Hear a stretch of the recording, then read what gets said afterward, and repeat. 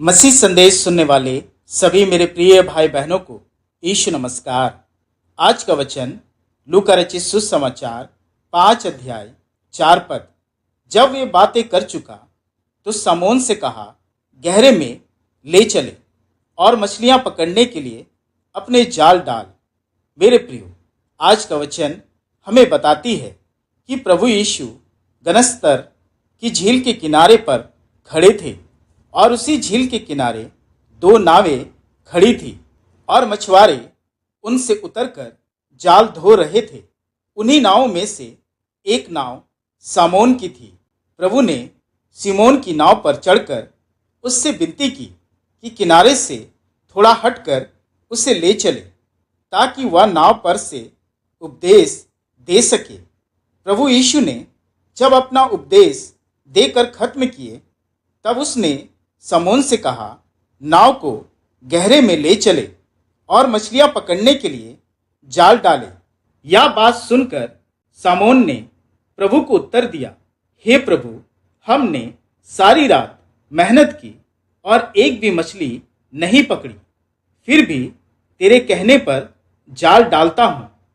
और जब सिमोन ने जाल डाला तो बहुत सी मछलियां फंस गई और जाल फटने लगा।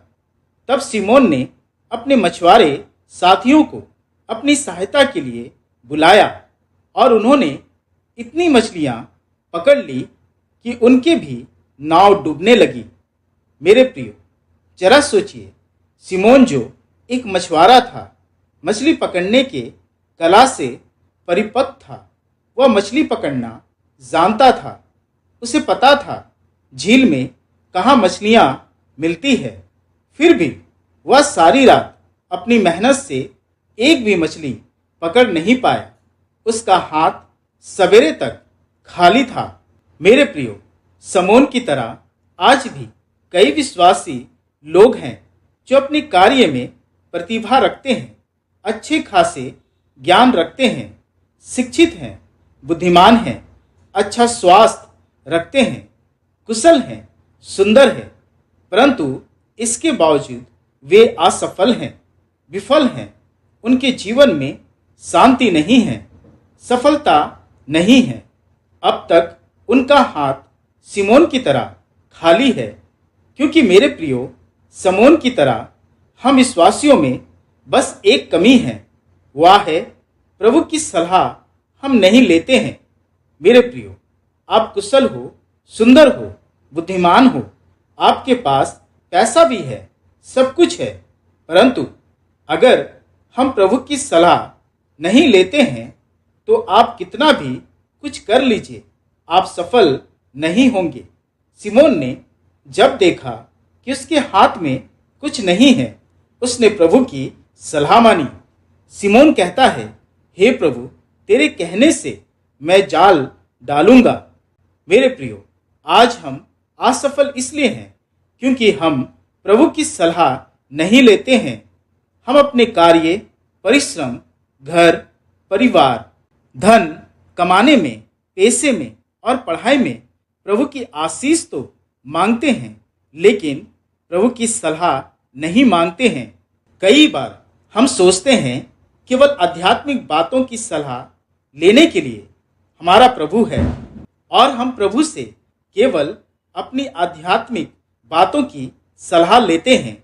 हम अपनी नौकरी के बारे में सलाह नहीं लेते हैं। सोचते हैं कि प्रभु नौकरी के बारे में क्या जानते हैं। हम अपने विवाह के बारे में भी सलाह नहीं लेते हैं। सोचते हैं कि प्रभु क्या जाने विवाह के बारे, और हम गलत निर्णय लेते हैं, गलत दिशा चले जाते हैं। मेरे प्रियो, स्मरण रखें, प्रभु की सलाह हमें बताती है कि हमें कब, कहाँ, कैसे और क्या करना है कि हम सफलता प्राप्त करें। जैसे कि पैसा हम कमाते हैं, परंतु उसे कहाँ, कब, कैसे खर्च करना है कि हमारे जीवन में बरकतें बनी रहे। तब प्रभु की सलाह हमारी सहायता करती है, अगुवाई देती है, समझदारी देती है, दिशा देती है। हम प्रतिभा के धनी तो हैं, परंतु उस प्रतिभा को कैसे इस्तेमाल करें, कहाँ इस्तेमाल करें और कैसे इस्तेमाल करें। प्रभु की सलाह ही हमारी मार्गदर्शन करती है। मेरे प्रियो, सिमोन को भी मछली पकड़ने का ज्ञान था, जाल फेंकने की कला वह जानता था, परंतु प्रभु का साथ ना होने के कारण वह रात भर एक भी मछली पकड़ नहीं पाया और अंत में सलाह उसे प्रभु यीशु से ही लेनी पड़ी।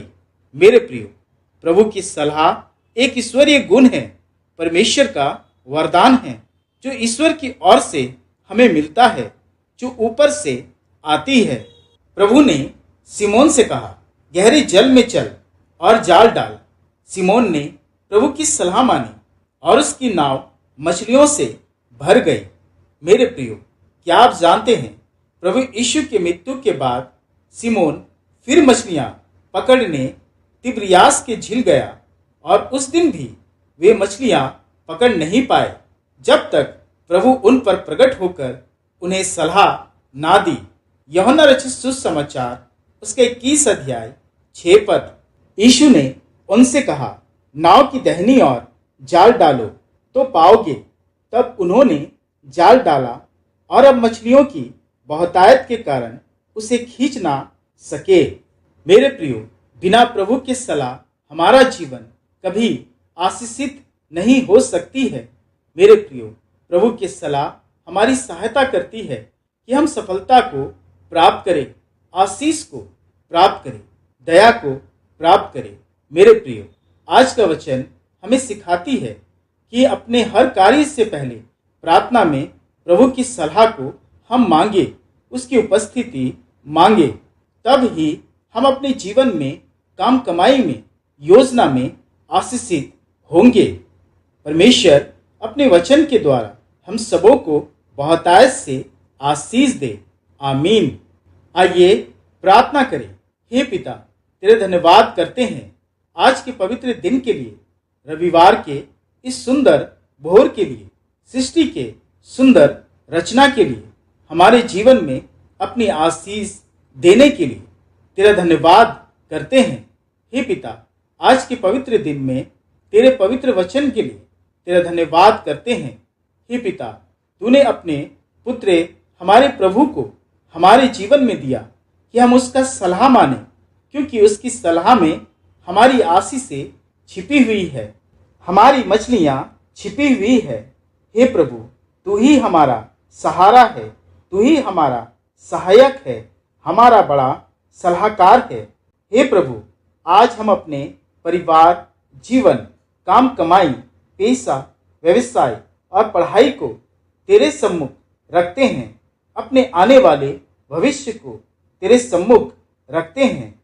इन विषयों में तू हमारा मार्गदर्शन कर, हमें सलाह दे कि हमें क्या करना है, कैसे करना है, कब करना है, ताकि हम अपने कार्यों में, जीवन में सफल हो सके। प्रार्थना करते हैं उन लोगों के लिए जो अपनी दिशा से भटक गए हैं, वे जो अपने जीवन में असफल हैं, अपमानित हैं, बिगड़े हुए हैं, पीछे खड़े हैं, जिनके हाथ में कुछ नहीं है।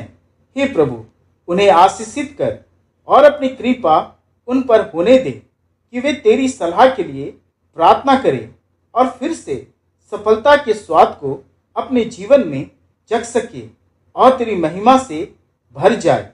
और इस प्रार्थना को अपने प्रिय पुत्र हमारे प्रभु यीशु मसीह के नाम से सुन और ग्रहण कर। आमीन।